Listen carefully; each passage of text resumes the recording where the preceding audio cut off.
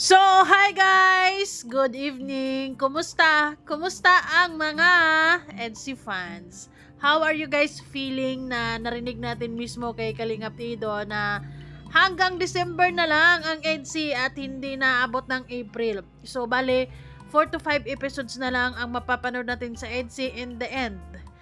Pero may plot twist sa dulo. Yes, meron siyang binulgar na maybe sasaya tayo. Pwede hindi. Ay. So, narinig nyo naman yon na merong happy ending. At least, 'di ba? At least, 'di ba? Magi-end na nakangiti siguro tayo kasi happy ending eh. So, siguro sawang-sawa na talaga si Kalingap Ido sa mga judgment, sa pangbabash, 'di ba? Yung tipong yung ibang mga liquid diyan eh kapag ka may tupak sila talagang ewan ko, hindi ko maintindihan kung anong pinaglalaban nila kahit wala namang ginagawa si Kalingap Ido. Nagmi-makeup story sila para lang magmukhang masama si Kalingap Ido kahit wala namang ginagawa yung tao. Kaya si Kalingap Ido na mismo ang magdidesisyon. Okay? Happy ending na. Wala nang insi. I hope masaya na rin kayo. Anyways, bago ang lahat, don't forget to support and subscribe Kuya Val Santos Matubang, Ate Edna Vlog, Kalingap Rab, at sa lahat ng Team Kalingap. Syempre guys, salamat sa suporta at pagmamahal nyo sa aming mga Kalingap reactors. So, this is just only a, pag-uusapan lamang natin or point of view. What if kung hanggang December na lang talaga ang EDSI? How do you guys feel? Pero sinabi naman ni Kalingap Ido kasi na happy ending. So, anong mararamdaman nyo guys? Masaya ba talaga kayo? Or malungkot? So, siguro, ay, kung hanggang December na lang talaga ang EDSI and then happy ending, so ibig sabihin, talo na ng mga liquid. Matatalo mga liquid nito. Tsaka yung mga bashers. 'Di ba? Tsaka mag-family vlog na lang sila. Kasama si Alfie Pambihira. Anyways, pakinggan natin si Kalingap Ido. Ay, nako. Actually, nilalaro na lang tayo ni Kalingap Ido eh. Kasi, alam na niya kung paano mag-isip yung mga fans niya, yung mga liquid, yung mga bashers talaga. 'Di ba? Actually, yung iba dyan, nag-aabang lang yan ng isang pagkakamali ni Kalingap Ido and then boogs. 'Di ba? Alam na ni Kalingap Ido ang pasikot-sikot ng mga utak ng mga liquid. Okay. Ano po, hindi na po aabot ng April. Hanggang December na lang po ang EDSI. Hala. Hanggang December na lang. So, parang hanggang 95 episodes or 96. Parang 4 to 5 episodes na lang ang abangan natin, guys. Ano na to? Manako. So, mag-overthink na naman tayo nito or hindi na. Kasi, happy ending naman daw to eh.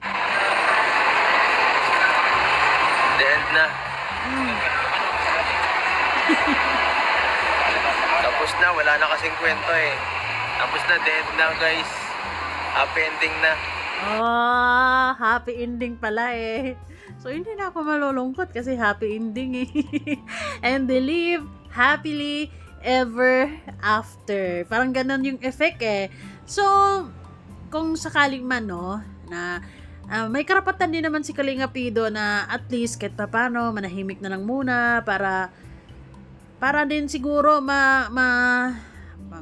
di ko alam kung may solusyon pa sa mga taong niga talaga mag-isip tungkol kay Kalingap Ido kahit itigil pa yung EDSI kasi sigurado ako na hanggat buhay or nakikita nila si Kalingap Ido sa SOCMED, tuloy-tuloy yung pagiging niga nila kay Kalingap Ido, 'di ba?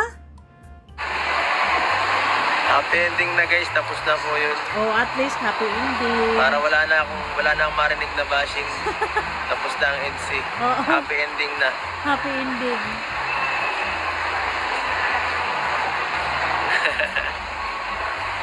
So, ayun, kung sakaling man, no, and then sinabi ni Kalingap Ido na yun na yun, hanggang doon na lang, hanggang dito na lang, and happy ending, 'di ba? Para wala nang judgment. Matatahimik kaya ang mga liquid? I mean, tatantanan kaya nila si Kalinga Pido? For sure, hindi. 'Di ba? So, masasabi ko sa mga liquid at sa mga bashers, stay strong. Kasi si Kalinga Pido, strong na yan. 'Di ba? Ilang phase or ilang era or ilang iba't ibang klaseng mga bashers ang pinagdadaanan na ni Kalinga Pido, and then makikita natin siya ngayon at talagang okay pa din, 'di ba? Tuloy ang buhay, life must go on kasi lahat naman ng 'yon ay haka-haka, gawa-gawa lamang ng mga may malang dyan, story maker. Ang kukulit kasi, wala na yung mga basher. Yes. Ayun. Nagsasawa na si Kalinga Pido sa atin, guys. Nagsasawa na. Oh my God. Pero at least, 'di ba? Happy ending. So ibig sabihin, sila pa din yung the end game, 'di ba? So okay, ako like for example practically speaking, example kung talagang magdesisyon si Kalinga Pido na hanggang December na lang, and then maybe magpahinga sila ng ilang months and then i-resume na naman, so on and so forth. Okay lang sa akin. Happy ending Pero syempre, mas maganda pa rin yung tuloy-tuloy, 'di ba? Yung bahagi pa rin tayo ng kanilang pagmamahalan. Yung napapanood pa din natin sila hanggat sa magkaanak na sila for real.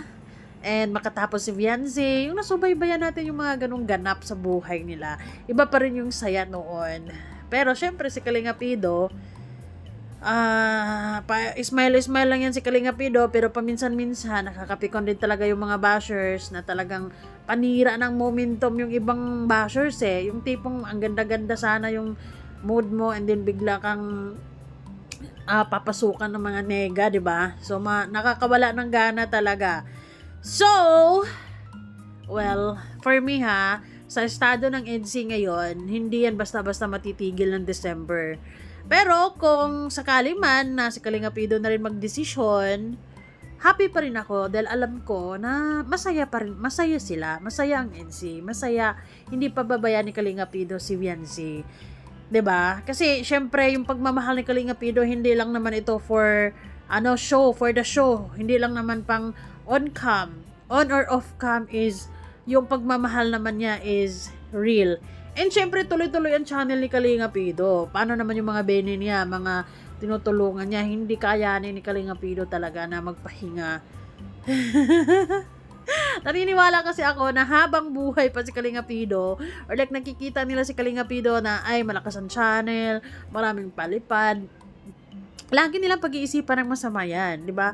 Laging may nega na sasabihin sila tungkol sa tao na to dahil, ayun, wala silang, gusto nilang sumuko? Or ano bang gusto nilang mangyari kay Kalinga Pido? Di ba? Kasi kung tutuusin, kung talagang totoo sila sa mga sinasabi nila, di ba? Sigurado naman, kung meron lang silang hawak na ebidensya, concrete evidence, talagang inilapag na nila yan. Sigurado yan. Pero wala So, puro lang sila mima. 'Di ba? And then si Kalinga Pido, ay tinatawanan na nga lang tayo Kasi siya yung tipong tao na lahat ng pambabash siguro, lahat ng klaseng pwede yung sabihin dyan, nararanasan na ni Kalinga Pido dyan. And hindi na yan basta-basta magpapatalo sa mga bashing. 'Di ba? Bashing for him is a blessing. So that's it, guys. Salamat sa inyo. So hanggang dito, hanggang December na lang pala ang EDSA. Oh no.